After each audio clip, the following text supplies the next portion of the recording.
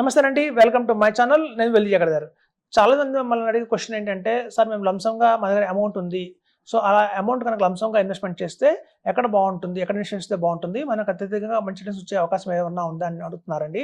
ఇప్పుడు చూడండి, చాలా మంది గోల్డ్ అనుకుంటున్నారు. గోల్డ్ అయితే చాలా వాలటాలిటీగా ఉంది. ఎస్పెషల్లీ మనం చూస్తే ఈ క్రూడ్ ఆయిల్ బాగా పెరుగుతున్నాయి రోజు రోజుకి. సో దాంతో ఈ డాలర్ రేట్ అనేది బాగా ఫ్లక్చుయేట్ అవుతుంది. సో ఎప్పుడైతే డాలర్ రేట్ బాగా ఫ్లక్చుయేట్ అవుతుందో దాని ఇంపాక్ట్ వచ్చి గోల్డ్ మీద అయితే చాలా ఉంటుందండి. మనం చూడండి, ఇంపోర్ట్స్ ఎక్కువ చేసుకుంటున్నాం గోల్డ్ని. సో మనం అది కూడా మనకి చూస్తే గవర్నమెంట్ చూస్తే రీసెంట్గా కూడా ట్యాక్స్ అనేది పెంచడం జరిగింది, 15% పెంచడం జరిగింది. సో కాబట్టి మీకు గోల్డ్ ఇప్పుడు అంత కరెక్ట్ ఆప్షన్ అయితే కాదనిపిస్తుంది.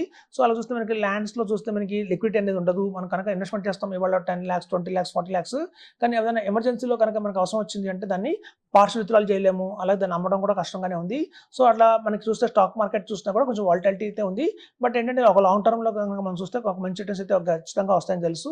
సో అందరికీ తెలుసు మనకి SIFs చాలా బాగున్నాయండి, ప్రామినెంట్గా రిటర్న్స్ అయితే ఇస్తాయి మనకి. సో స్పెషలైజ్డ్ ఇన్వెస్ట్మెంట్ ఫండ్ అనేది కొత్తగా వచ్చింది. సో మ్యూచువల్ ఫండ్స్లో నుంచి కూడా కొంచెం అడిషనల్ అడ్వాంటేజ్గా మనకి వచ్చిందే SIF. మనకి మ్యూచువల్ ఫండ్స్ చూడండి, మార్కెట్ బాగా పడుతున్నప్పుడు ఫండ్ మేనేజర్ చేసే అవకాశం ఏం లేదు. ఫండ్ మేనేజర్ చూస్తూ ఉంటాడు. మనం పెట్టాం 10 lakhs. మ్యూచువల్ ఫండ్స్లో చూస్తే గణనీయంగా మార్కెట్ ఒక బుల్ రన్ వచ్చింది. మనం 10 lakhs అమాంతం 16 lakhs దాకా పెరిగింది.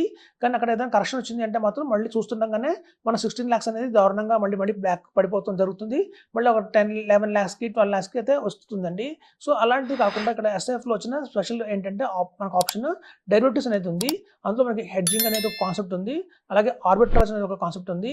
ఈ కాన్సెప్ట్స్ వాళ్ళు ఏం చేస్తారంటే ఫండ్ మేనేజర్ మనం పెట్టిన 10 lakhs అమాంతంగా బుల్ రన్ వచ్చి 16 lakhsకి పెరిగినప్పుడు అప్పుడు కనుక వాళ్ళు దాన్ని హెడ్జ్ చేస్తే ఆటోమేటిక్గా ఒక 25% దాకా కూడా చేయించండి. అప్పుడు మన ప్రాఫిట్ అనేది బుక్ అయిపోతుంది అక్కడ. సో అక్కడ 25% దాకా అంటే మనం చూడండి, 16 lakhs 25% అంటే ఒక 4 lakhs దాకా కూడా తీసి పక్కన పెట్టచ్చు. సో రిమైనింగ్ మనకి 12 lakhs మార్కెట్లో ఉంది. సో మార్కెట్ పడినా కూడా ఆ ఇంపాక్ట్ అనేది కేవలం 12 lakhs మీదే ఉంటుంది.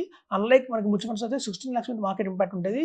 ఇక్కడ కొంచెం తగ్గిందండి. దాని ద్వారా మనకి ఏంటంటే మార్కెట్లో మ్యూచువల్ ఫండ్స్ కంటే కొంచెం తక్కువ పడతాయి. సో ఇట్లా కనుక లంసంగా ఇన్వెస్ట్మెంట్ చేద్దాం. చాలా మంది చూడండి, SIP అనగానే కొంతమంది బిజినెస్ పీపుల్ అంటారు మాకు రెగ్యులర్ ఇన్కమ్ రాదండి. సో అలాగే అగ్రికల్చరల్ వాళ్ళు ఉన్నారు, చేసేవాళ్ళు వ్యవసాయం చేసేవాళ్ళు, వాళ్ళకి రెగ్యులర్ ఇన్కమ్ రాదు. చాలా మంది రెగ్యులర్ ఇన్కమ్ లేని వాళ్ళు చాలా మంది ఉన్నారండి. వాళ్ళందరూ కూడా SIP చేయమంటే కష్టంగా భావిస్తారు. సో అలాంటి వాళ్ళందరికీ కూడా లంసంగా పెట్టి వదిలేసినా కూడా మంచి రిటర్న్ వచ్చే అవకాశం ఏదైనా ఉంది అంటే కనుక మనకి SIFలో సాధారణంగా సాధ్యమైనది.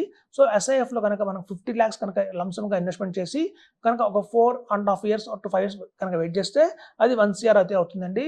ఇక్కడ కంపల్సరీగా మనం 50 lakhs తీసుకెళ్ళి ఒకే SIFలో పెట్టాలంటే అది రూల్ లేదండి. మనం మినిమం వచ్చి 10 lakhs పెట్టచ్చు ఒక్కొక్క SIFలో. మనం కనుక 3 SIFs కనుక తీసుకుంటే మనం 20 lakhs, 10 lakhs దాకా కావచ్చు, లేదా 15 lakhs, 20 lakhs దాకా కావచ్చు. అట్లా 3 SIFs కనుక మంచి ఈక్విటీ SIFs తీసుకుంటే మాత్రం తప్పకుండా మనకి ఒక 50 lakhs మనకి అనూహ్యంగా 1 crore దాకా అయ్యే అవకాశం అయితే ఉందండి. సపోజ్ 40 lakhs మన దగ్గర ఉన్నాయి, కేవలం 40 lakhs దాకా మాత్రమే ఉన్నాయి అంటే మనం కేవలం 5.5 years అండి, 5 years 6 months దాకా కనుక వెయిట్ చేస్తే మనకి తప్పకుండా కూడా అది 1 crore అయ్యే అవకాశం అయితే చాలా ఉంది. ఒకవేళ కనుక 30 lakhs మన దగ్గర ఉన్నాయి అంటే మాత్రం 7 years 6 monthsలో కూడా మనకి అవకాశం ఉందండి 1 crore తెచ్చుకోవడానికి. 30 lakhs కూడా ఇక్కడ తీసుకొస్తే మనం ఒకే SIFలో వేయక్కర్లేదు. 10 lakhs దాకా 3 SIFల్లో వేయచ్చు. అలా కనుక మనం వేసి ఒక 7 years 6 months దాకా వెయిట్ చేస్తే మాత్రం అది కూడా మనకి 1 crore అయ్యే అవకాశం అయితే ఉందండి. అలాగే చూస్తే 20 lakhs మాత్రమే మన దగ్గర ఉన్నాయి అనుకుంటే మాత్రం అది మనకి 9 years 7 months అయితే పడుతుందండి మనకి 1 crore అవడానికి. ఇక్కడ మనం చూస్తే మనం ఒక 20 lakhs కూడా మనం ఒక SIFలో కాకుండా 2 మంచి SIFలు తీసుకోవచ్చు, 2 మంచి SIFలు తీసుకోవచ్చు.